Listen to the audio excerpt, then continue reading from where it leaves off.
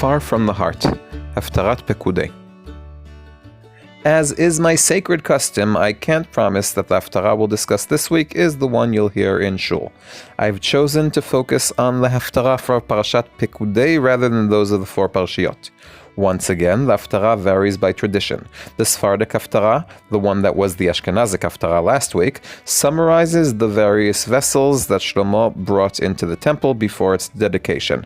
The Ashkenazic Haftarah begins where the Sephardic one ends, describing the dedication ceremony, including the transfer of the Aron into the Mikdash, the priest's inability to serve due to the cloud filling the sanctuary, and the beginning of Shlomo's long dedication speech.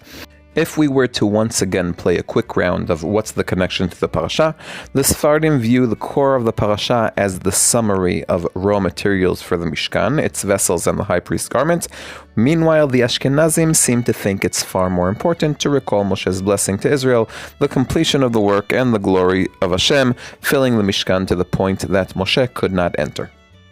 The central question we must explore is, why choose one or the other when both are possible?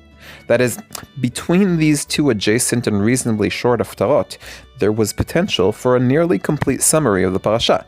Yet for some reason, each haftarah omits the aspect emphasized by the other. Why? Let's start with the Ashkenazic haftarah because I find the reasoning simpler.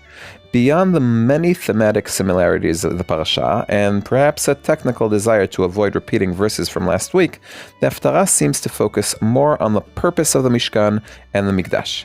Their goal is to facilitate divine worship, not to showcase the value of their materials or even the placement of the vessels. This goal is revealed through Hashem's presence filling the sanctuary at the placement of the Aron, which has the least tangible function of all the Mikdash vessels. The Haftarah's compilers could have added the 11 verses from the Sephardic Haftarah to make the reading even more factually comprehensive. We would then have a Haftarah that reflects the parasha point by point, but in terms of the message, sometimes more is less. The heart of the parasha, the Mishkan's spiritual function, would have been overshadowed by the heavy emphasis on material wealth and lost amidst all the text describing it. From this perspective, one might say that the Sephardic Haftarah sought to focus more on technical parallels. If the majority of the parasha discusses raw materials and vessels, then the Haftarah can also center around them.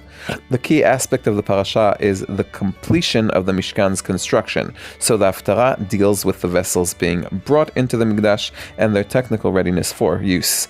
Without raw materials, there are no vessels. Without vessels, the Mikdash cannot function. Two questions continue to trouble me despite this understanding. If the goal is to reflect the parasha, why not paint a complete picture? Hashem's glory filling the sanctuary is not merely a conceptual addition, it appears in the parasha itself. And two, does the Aron have no place in the Sephardic Haftarah's version of the temple? To my great surprise, the answer to the second question seems to be a resounding no. The Aron has no place in the Sephardic Haftarah, not just for Parashat Pekudei, but in any Haftarah dealing with the Mishkan. In fact, based on a cursory check, correct me if I missed something, the Aron appears in only 2 Haftarot for the entire year. The Haftarah of Parashat Shmini, where its presence leads to Uzzah's death, not the most positive association, and the Haftarah for Parashat Miketz, which is rarely read and where it's unclear what the Aron even contributes to the narrative. It almost seems like an active effort to exclude the Aron from the Haftarot is being made.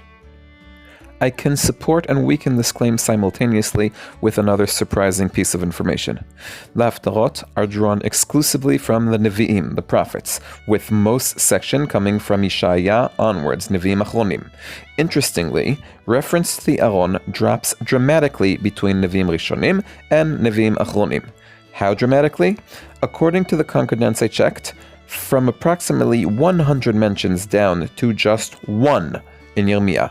In those days, says Hashem, they shall no longer say, the Ark of the Covenant of Hashem. It shall not come to mind, they shall not remember it, nor shall they miss it, nor shall it be made again. Allow me to throw an idea into the air, take it or leave it. In the second Mikdash period, the era in which the Haftarot tradition developed, and perhaps the era Yirmiyahu is referring to in his prophecy, the Aron, it was missing. Emphasizing the Aron could have diminished the focus on the vessels whose presence or recent absence was far more noticeable. It's also possible that the Aron's absence was felt much earlier. It was, after all, deep within the Dvir, inner sanctuary, a hidden space inaccessible to the people. Far from the eye, far from the heart. If even the prophets barely spoke about it, how much more so those who compiled the Haftarot? If I may suggest, perhaps there are different times for different Haftarot. On one hand, as the prophet Zechariah told those beginning to build the second temple, do not scorn the day of small things. There are times when we must focus on technical matters.